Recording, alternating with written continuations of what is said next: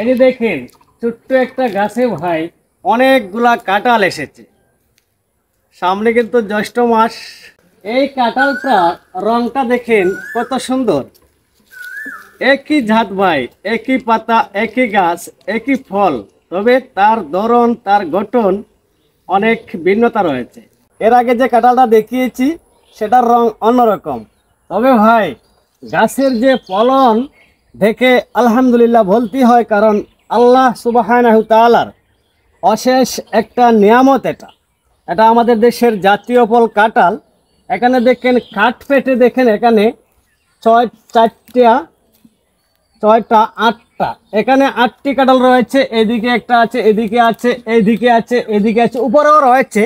তো এই যে ঘাট পেটে এতগুলা কাঁঠাল একসাথে এক জায়গায় হয়েছে, এটা ভাই পৃথিবীর কারো ক্ষমতা নেই, সাধ্য নেই এইভাবে ফলগুলা ধরাতে।